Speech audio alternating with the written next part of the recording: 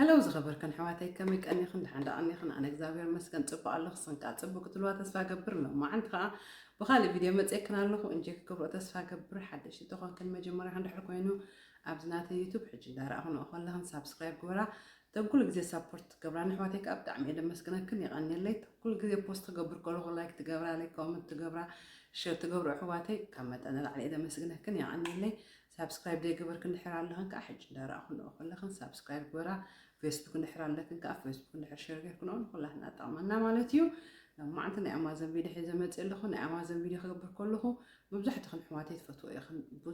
بوزح يدر مالتيو أنا أبيز لزخون بوزح جزء خب أمازون أوردر قبره دحر مسرع أخي أفتح أبكى أني دخون النجار يخان دحر فيو غير كان يركا خاني دحر برايس مسجود له واجو خاني يرى كاي مالتيو سو ብዙሕ ነገር ካብ ኣማዞን ክስታይ ገብረ እንደገና ሪኮመንድ ኣዚ ሪቪው ሪኢኻ ከኣኒ በቃ ሰብ ከመይ ከም ዝፈትዎ ገለ ሓቅ ሪቪው ስለ ዝኾነ ብዙሕ ሰብ ፈትይዎ ከመይ ገለ ሪኢኻ ስለ ትገዝኦኻ ደስ ዝብለካ ብዙሕ ግዜ ኣነ ከም ኣማዞን ኦርደር ትገብር ማለት እዩ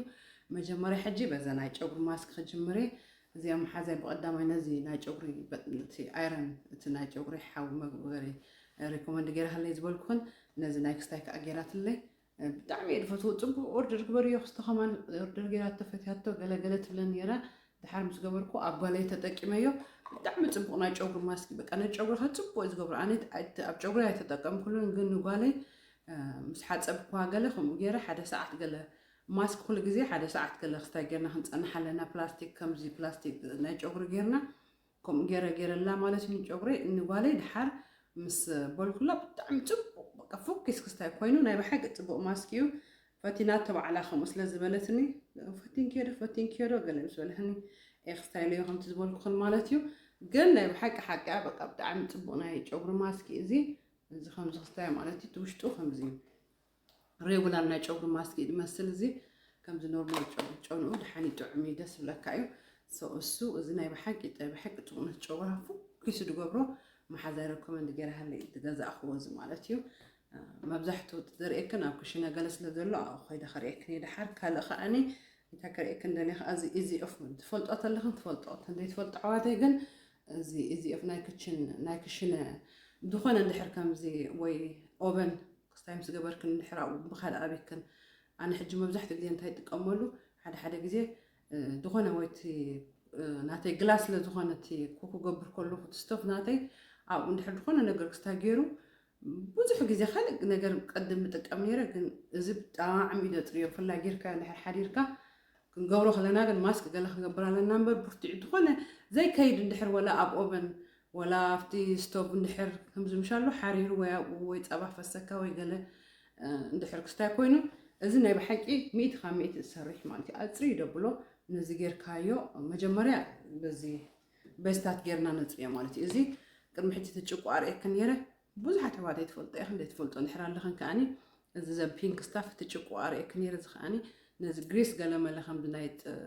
ኩክ ምስ ገበርኩ ስፕሬይ ብኡ ገይረ እየ ትገብሮ ዝሕል ምስ በለት ስቶብ ማለት እዩ መጀመርያ በዚ ገይረ ስፕሬይ ገይረ ክስታይ ምስ ገበርክዎ ምስ ኣፅረኽዎ ነቲ ግሪስ ነቲ ዘይቲ ገለመለ ድፈሰሰ ድሓር እዚ ገይረሉ ወላ 4 ሰዓት ገለ ክፀንሕ ትኽእል ኢኻ ኣነ ግን ምሸት ገይረ ንፅባሒቱ በቃ እቲ ኦቨንስ በቃ እቲ ስቶፕስ ደስ ብለካ በቃ ፅሪ ይብል ከምዚ ስትራግላይ ትገብር ክስታይ ገብሮ እትብል ገለ እትብል እንድሕር ክስታይ ተባላሹ በቃ ብጣዕሚ እዩ ደጥሪዮ እዚ ኣፍዴት ፈልጦ ኣሕዋተይ ግን እዚ ሄቪ ዲቲ ድብል እዚ ማለት ፈልጣት ኣለኹም ትፈልጡ ደደት ፈልጦ ኾንክን ግን ኣለኹም ኣሕዋተይ ግን እዚ ሄቪ ዲቲ ድብል ኢዚ ኦፍ መብዛሕትኩም ኣሕዋተይ ትፈልጡ ኢኹም እዚ ከዓ ብጣዕሚ ፅቡቅ እዩ ኣብ ኣማዞን ኣለክን ኣብቲ ዲስክሪፕሽን ባክስ ገብረልክኒ ወላ ወልማርት ታርጌት ገለ ኣብዛ ኣሜሪካ ዘለኹም ኣብ ዝኾነ ቦታ ክትረኽብዎ ትኽእላ ኢኽን ግን ካብ ኣማዞን እዚ ስለ ዝኾነ ካብ ኣማዞን ገብር ማለት እዩ እዚ ከኣኒ እዚ ከዓ ፒንክ ስታፍ ከዓ ከምኡ ንስቲንክ ገለ ክሓፅብ ከለኹ ትሲካ ኣቑሑት ገለ ምስ ሓፀብኩ ትታሕቲ ከኣኒ በዚ ገይረ ሓንቲ ስፕሬይ ገይረ ኣብኡ ፅንሕ ኢለ ሽዑኡ ክስታይ ምስ ገበርክዎ በቃ እዚ ከዓ ኣፅሪ የብሎ ማለት እዩ ከምኡ ነቲ ስቶቭ ነቲ ናይ ላዕሊ ከኣኒ ከምዚ ዘይቲ ገለ ከምዚ ኩክ ገይረ ምስ ወዳእኹ ዝሕል ምስ በለ ከዓ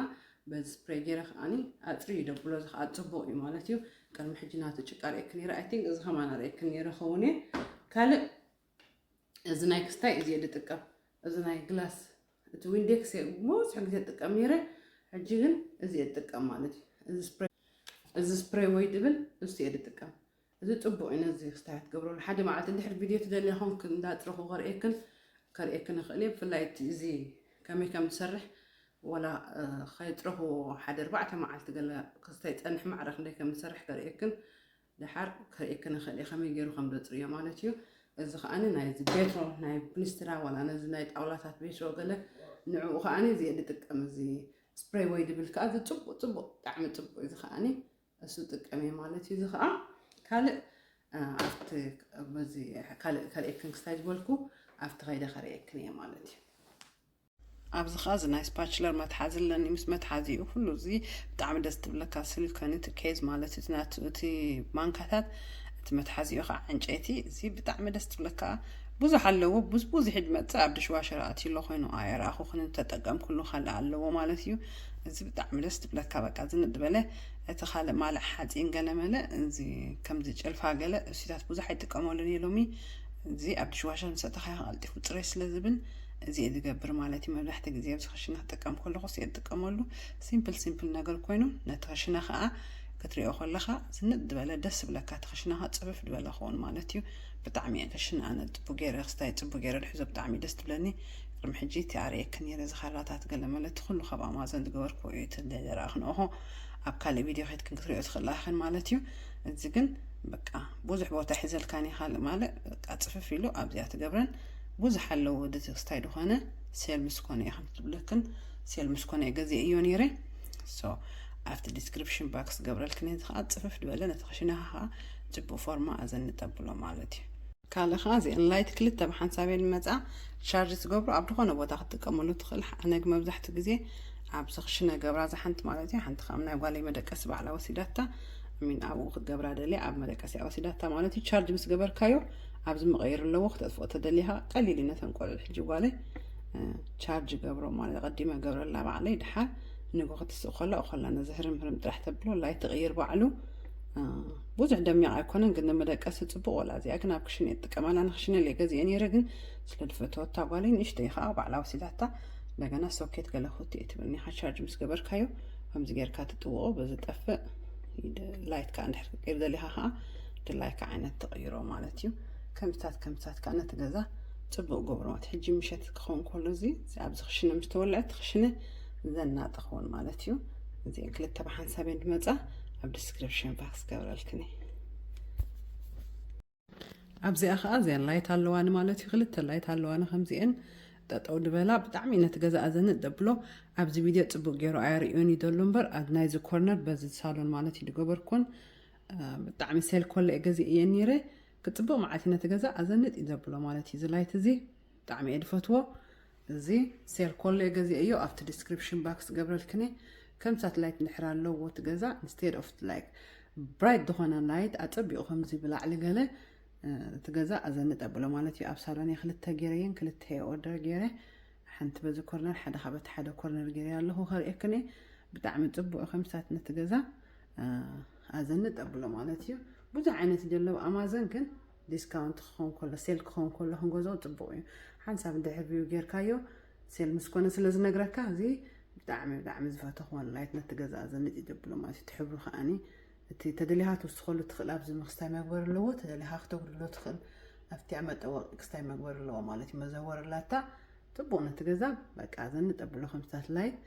እዚ ከዓ ካብኡ ገዚአ እዩ ኣብቲ ዲስክሪፕሽን ባክስ ገብረልክን እየ ማለት እዩ ኣብዚኣ ከዓ እዛ ናይ መንቀርቀር ናይዚኣ እትመስል ናይ ፓይናፕል ነዚ ፀሊም መውፅእላትኒ ሲምፕል ነገር ከሎ ግን ብጣዕሚ እያ ትጠቅም ኣነ ፓይናፕል ስለ ዝፈቱ እዚ ፀሊም ዝቆረፅካዮ ከዓ ንክተውፆ